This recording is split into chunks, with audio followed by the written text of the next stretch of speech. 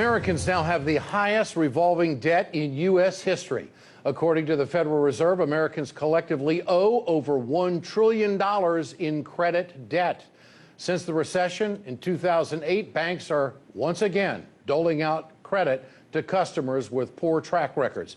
Melinda Chan joins us tonight for more on the numbers. Lots of people burning the plastic, that's for sure. A lot of ugly numbers again, Ed. These numbers are kind of funny, though, given all the recent good economic data and the stock markets hitting record highs. So while credit card balances are increasing, the overall amount of debt that each American household is carrying over month to month is actually lower than it was during the crash of 2008. It's actually down about 27%. Back in 2008, credit card debt was hovering around $10,500.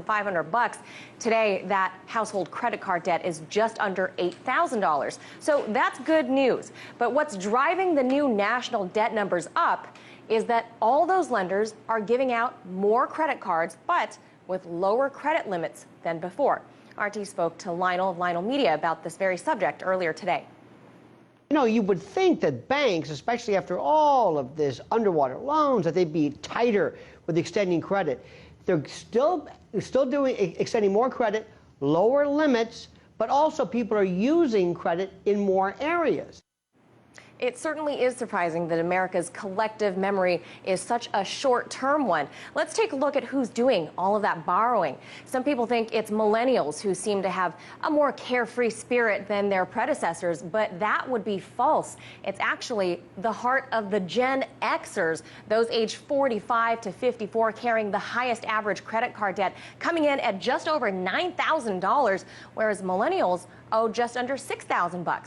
And what about the battle of the sexes? Now, you might be inclined to think that women are doing all the shopping, but you'd be wrong. It's men. Men are on the average carrying over $2,200 more in debt than women, but women are doing the smaller scale purchases. Men, they're buying the bigger ticket items. But what's really confusing about these numbers is that how the feds calculate the American household debt. They count the dollars charged, full stop. They count every dollar that you spend on that credit card. They don't count the approximate 33% of credit card users who pay off the full balances of their cards each month.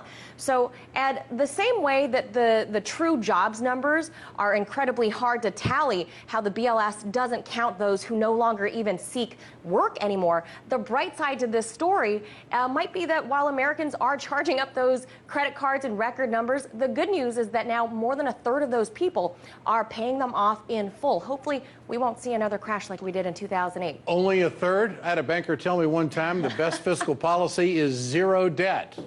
Third is better than where we were about 20% back then. Thanks, Vanilla.